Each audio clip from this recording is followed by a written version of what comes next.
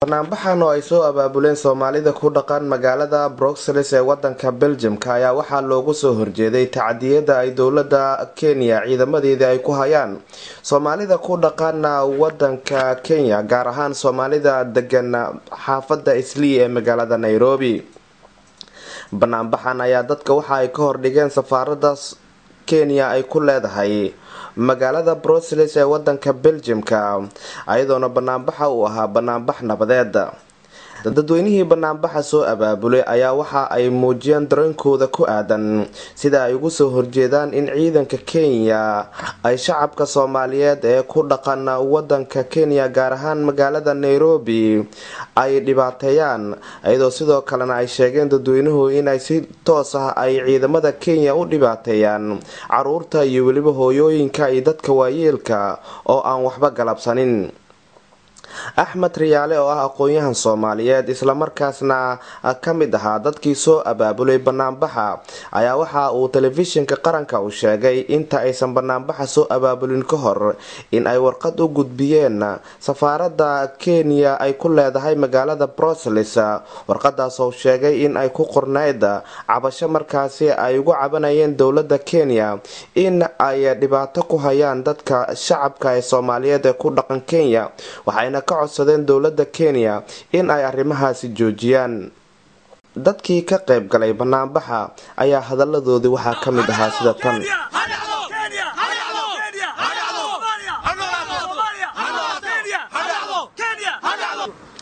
dareenkaygu kulli waa mid aad u kacsan maanta oo waa halkana keenayba aan ku muujinayno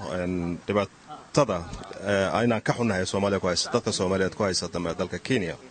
dhibaatada waxa ku tusaysa calaamadan waxaad arkaysaa hooyo Soomaaliyeed oo intaasoo askari ay daba socoto. maxaa lagu eriyay horta su'aashu la isweydiiyo qofka Soomaaliga waa inuu isweydiiyo maxay tahay waxaan intaasoo qof ma ahin gobol hebel bay islaantana ka imaatay gabadhana ka imaatay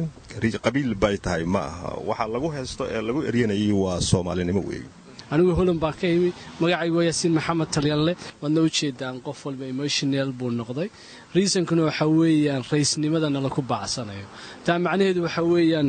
shanta Soomaaliyeed bana la ku ersanaya hadaad aragtid waxaan u malaynayaa sawirka hadaad hoos u fiirisid de wajiga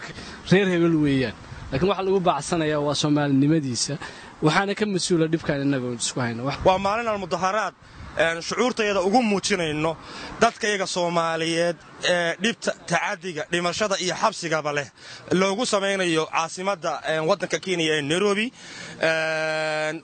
taas baan ka xumaanay aanu mudaharaadkan u sameeynaa safaaradaasna waanu ku sameeynaa ay Kenya leedahay. waxa weeye dadka Soomaalida ee Kenya degan dhibaatada lagu hayo in la istaajiyaan doonayna la bileeqaysanayo habeen iyo dharaar iyo caruurta la masaafurinayo iyo dhibaatada lagu hayo inaan laga daayo maanta meesha way marnay maanta waa dhimaantiin. dareenkayga aad u fiican yahay waan kan murugaysanahay murugana way igu jirtaa waan ku faraxsanahay maadaama aan isku nimidna meel laakiin aad waan ugu murugaysanahay hadda Soomaaliya dhibaatada haysatay meel kasta ku hoogeen meel kasta waraaba ku cunay kuwa badda ku dhaca kuwa maxaan ku raadayay dad laayaan Kenya dadka si u gelayso waxa ay dhibaato ah ayaa maxaa oo ya calooshiidii iyo maxaan ku qalbigayga ku dhex wareegaya amba hooyaanahay. Cabdullaahi Maxamed Xuseen Taajirow telefishinka qaranka